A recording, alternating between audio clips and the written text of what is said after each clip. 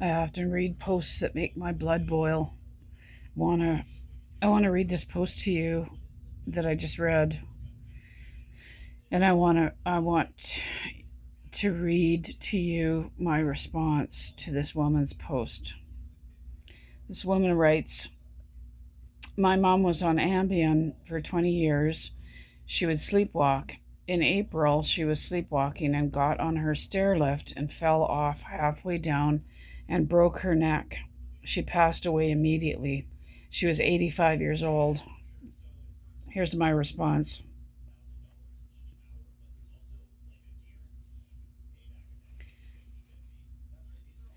I sleepwalked and sleep ate for 40 years, being prescribed Zopiclone, the same drug classification as Ambien that your mom was given, and other sleep drugs as well. 40 years of literal torture. My brain constantly being disrupted, wandering the house at night. Undiagnosed sleep apnea for 40 years, undiagnosed respiratory depression, severe insomnia. It got so bad that I was waking up outside barefoot in the snow. As everything escalated and got worse and worse, they would raise the dose of the sleep drugs or add more sleep drugs. After 40 years of torture, I'm desperately searching the internet for answers. I finally find a story of a woman in the United Kingdom on YouTube who is seen on CTV video walking to a bridge and jumping to her death after being prescribed the drug that I'd been taking for 40 years. Bingo. After 40 years, the mystery that no doctor could solve was solved. I was outraged.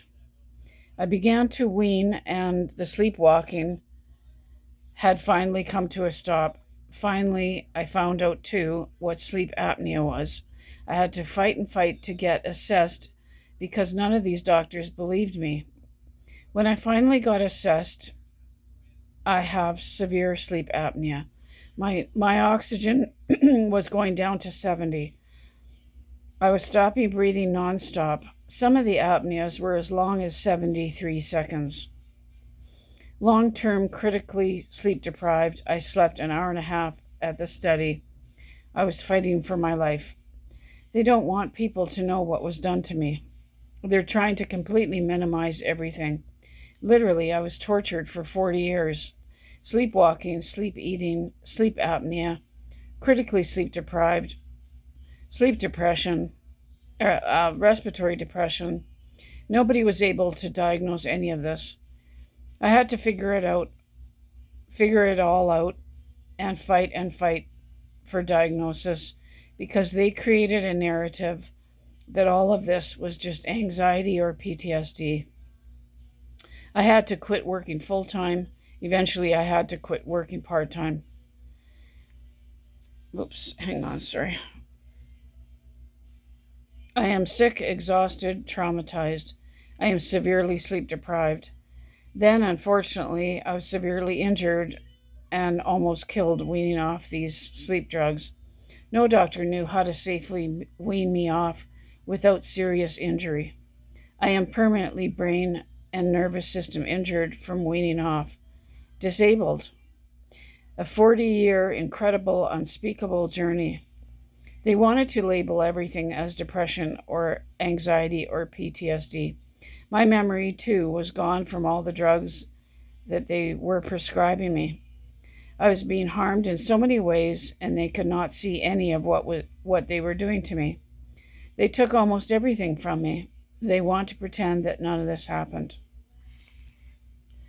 Now I'll read you one of a comment that she made to me on my response.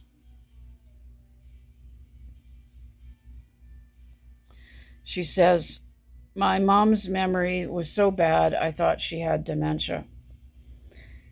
My response, "I most definitely had drug-induced dementia and drug-induced ADHD, drug-induced respiratory depression, drug-induced sleepwalking, drug-induced sleep eating.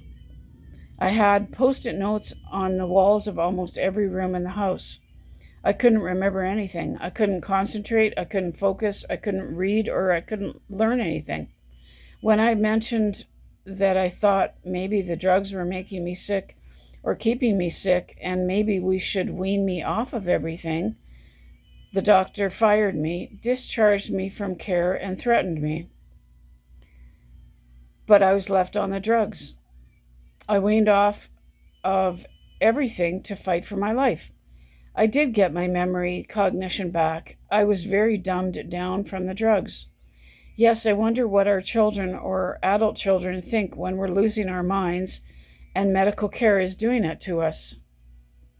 I can tell you this from experience. There was nowhere for me to run to. There was nobody to protect me or step in and save me. I knew I was being misdiagnosed and harmed, but I was too drugged up and too gaslighted to figure any of it out. For decades. Very sad. 40 years of my life. Patients deserve access to medically educated advocates.